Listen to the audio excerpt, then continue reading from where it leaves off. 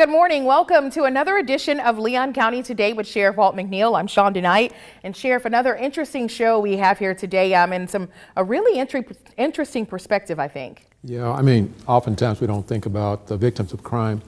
And obviously this month, Victims Crime Month, so we're going to focus on that particular interaction within our community. Let me just say that I am so happy that this state and this county goes out of its way to recognize victims. I mean, oftentimes you get lost in the fact that these hideous crimes take place, but every hideous crime that takes place, there's a victim out there and a family out there, and we don't do enough to put a spotlight on that fact and do everything we can to stay in contact with those families, interact with those families, and let them know that there are people outside of law enforcement that care about their plight. And so I'm hopeful that the people of Leon County, the citizens of Leon County, will come out this month, celebrate with us, and understand just how impactful victims have been in our community. And hopefully that enables us to educate folks about themselves and how easy it is to become a victim of a crime,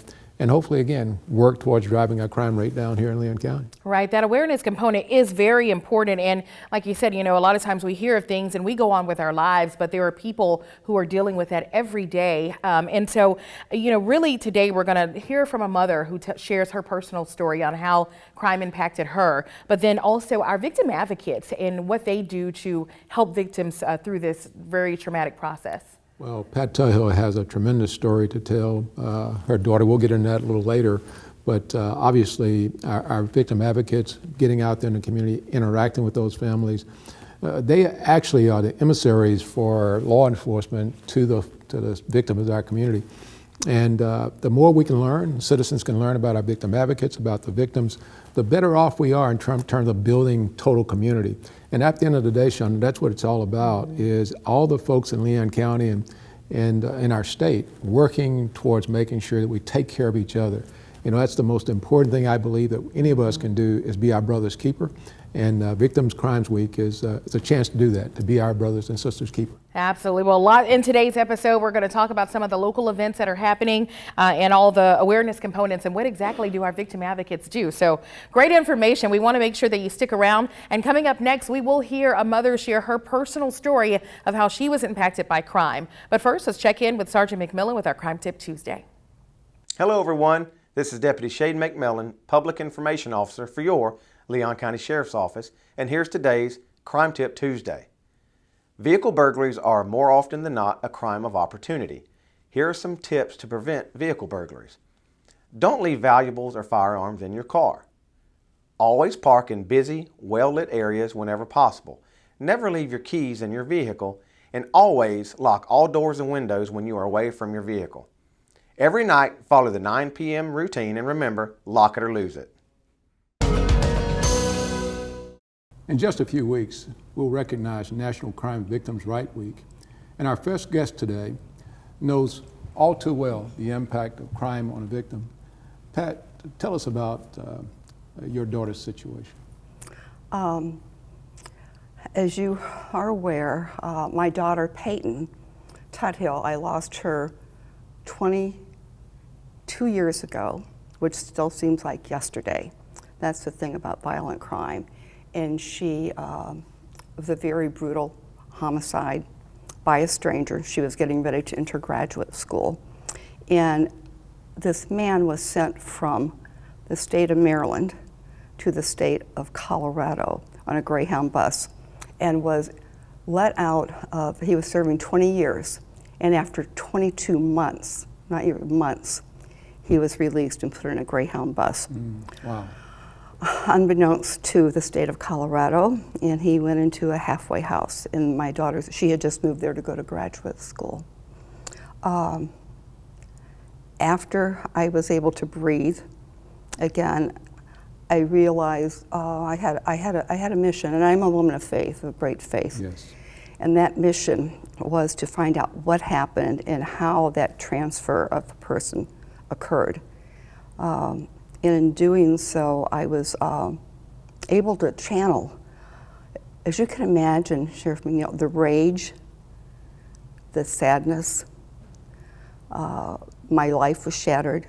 My family's life was shattered and devastated, and didn't know if we could pick up and put one step in front of the other, let alone breathe. So I worked nationally with the National Institute of Corrections, the Council of State Governments, and the governors of all the states to pass new legislation that was able to provide some systems and remedies to avoid what happened to Peyton.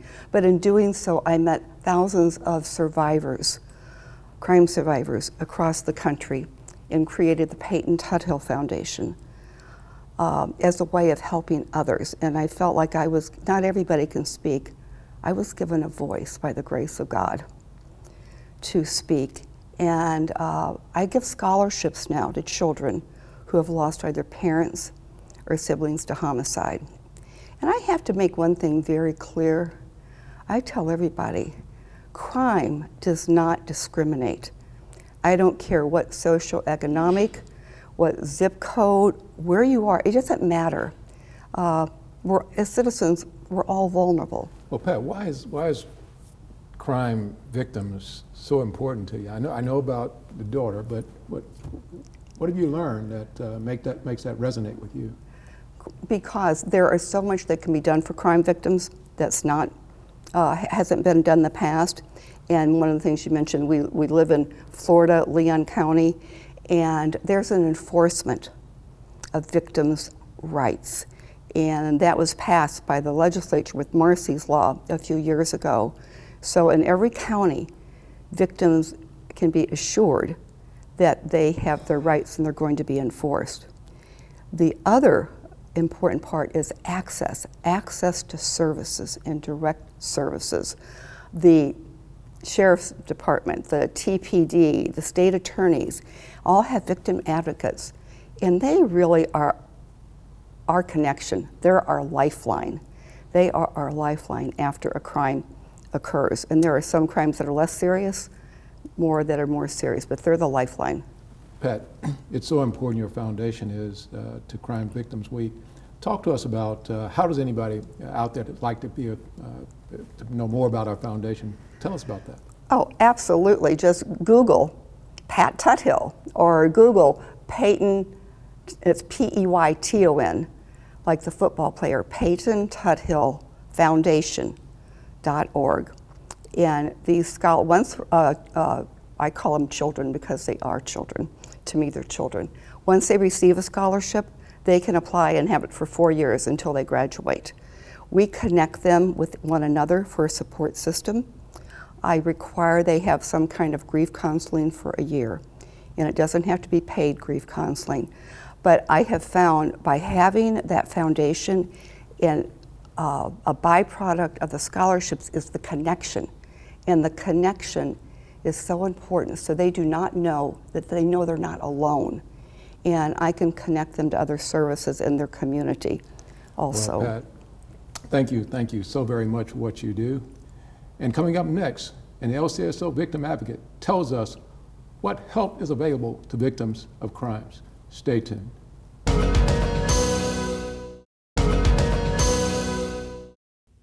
We're back with LCSO victim advocate Melissa Musgrove. Melissa, tell us about National Crime Victims' Rights Week, and what is this initiative all about? Absolutely. National Crime Victims' Rights Week is observed during the month of April, and so this year it will be observed from April 24th through April 30th. And so it is just that, it's an annual event. Every year the Office for Victims of Crime creates a unique theme with corresponding artwork and color palette, and then they distribute that out all over the country for people to use and push out to try to encourage as much education and awareness about crime victims and their rights as much as possible.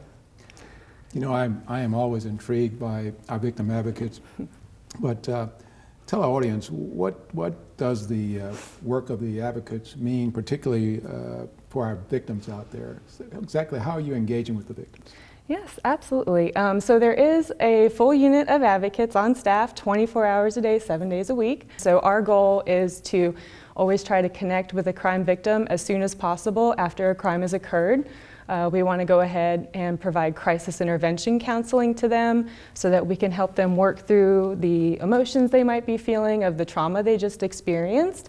And once they're stabilized enough, we want to go ahead and work with them on how they can get to feeling safe, what that's going to look like, the resources that we can help plug in to get them to feeling safe into a healthy, positive place. And then also, we want to inform them of their rights as a victim in the criminal justice system and help them navigate that system. You know, I've been doing this for a long time, and one of my things I look forward to each year, Victims Crimes Awareness Month, is the events at the Capitol. Talk about the events taking place in Tallahassee, Leon County, and what's going on at the Capitol. Yeah, absolutely. So every year there are a couple staple activities. We do have an awards ceremony every year at the Florida Capitol. It can be streamed and it's televised on the Florida Channel for anyone who would want to watch.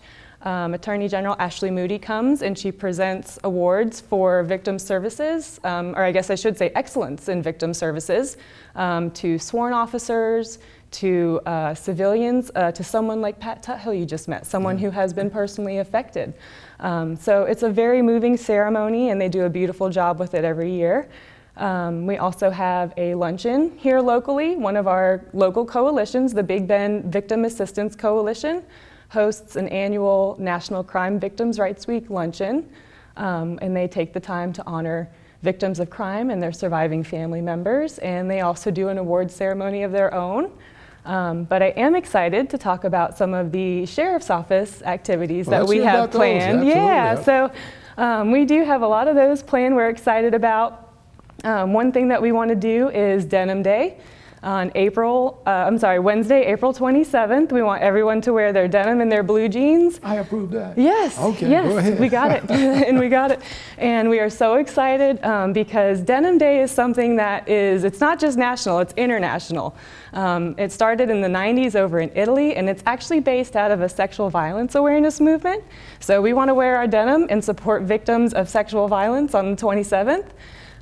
We're also going to work on a vehicle wrap. I mentioned that, excuse me, I have to catch my breath. I mentioned that they have a unique color palette that they use every year. So another great activity that the community can keep an eye out for is instead of our regular green and gold Sheriff's Office vehicles, we're going to be doing a vehicle wrap, and we're going to be using the colors, the National Crime Victims' Rights Week annual theme color palette. So that's going to be a lot of fun and something to look out for. Well, Melissa, I am so intrigued with what we're doing, and thank you and the victim advocates for all you do. Thank you. As we wrap up Women's History Month, go along for a ride with an LCSO deputy inspired by her mother. That's in our Deputy on Duty segment. Stay tuned. I am the 12th law enforcement officer in my family, and I actually used to help my mom get ready for special detail where she would be the lady of the night. And it was just really exciting to help her dress up, and to me it was fun. I'm at Crawfordville in the Circle, a few more away from me. My home zone is Woodville. I like it because people are more down to earth. There's a different communication style with people in Woodville that I get, and I'm familiar with a lot of people up in my zone. So you still have a southern hospitality. So I'm from South Florida, and it is very fast-paced. People are usually on the rude side. So I like it up here. It's a little bit calmer, less traffic. It's different every day. Some days I get to actually ease into my day, drink my coffee, get dispatched to calls around 9 or 10 a.m. And then at around 2:33, calls start to spike and then start going back down around 6 p.m. And then some days, as soon as I am driving to work at 6:45, calls are coming out. And it's nonstop. So it just depends on the day. Yesterday, I maybe went to 3 or 4 calls for service. It was a relatively calm day. I took 1 report yesterday. Today was a complete cluster. And so the day-to-day, we can go from anything from a loose goat in the road to a child not wanting to go to school to a homicide. It just all depends on the day. First thing this morning, we did a transport for a search warrant for our detectives. And then after that, we got dispatched to Breakstar Circle for an ag battery / ag assault. One victim wanted to pursue charges, the other did not. So because a weed eater and a bat was used in the commission of the crime, we seized both items and submitted it into evidence. In case the case does go to trial, then the prosecution can use that. An individual went to a local workforce place to try to get a job, and 2 individuals flagged him down in the parking lot asking if he wanted to make some extra money. He agreed to it, did some construction work for him, and the individuals paid him in a check that was addressed to him for $2,300. He cashed the check, he only received $200 of that, and then dispersed the rest to the 4 other individuals. The suspect named quote-unquote Tony received most of the money. He worked also today for him, and when he tried to cash today's check, the bank noted that it was fraudulent. Everything is different every single day. I love the people that I work with. Like you were asking before, we all know each other on such a personal level, and we all care about each other deeply. We just want each one of our zone partners to go home safe at night. So, love the people I work with. Love that it's different every day, and then every so often you get to help those like truly special cases where you make a difference in someone's life.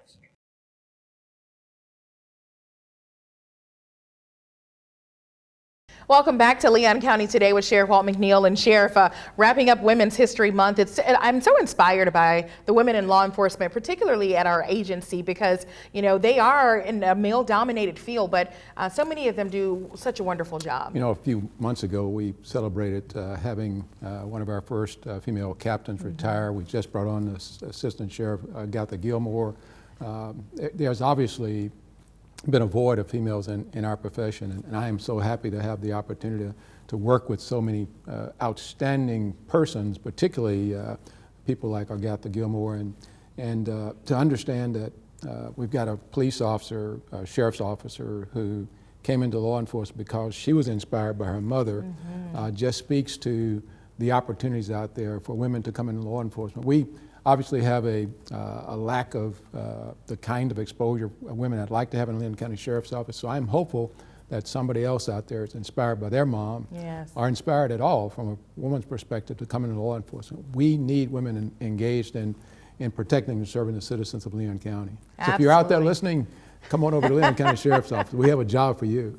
A nice little plug there for we are hiring. And then, of course, April coming up, we're going to mark another National Crime Victims' Rights Awareness Week. And, hearing from Pat Tuthill and her saying that it's been more than 2 decades now since her daughter was brutally murdered, but it still feels like yesterday. Yeah, I've known Pat for the last 20 years or so. And if you interact with Pat, you know that she has that passion, and it is for her just like yesterday. It'll never go away. And that's the case with most of our victims. It will never, ever pass from their minds. And that's why it's so important that we, the citizens of our community, honor them and recognize this month that's coming up and this week. Victims' Rights Week. And our victim advocates do such a great job at that. They do. They certainly do. Absolutely. All right. Thank you, Sheriff. And thank you all for watching for another episode. We'll see you back here next week.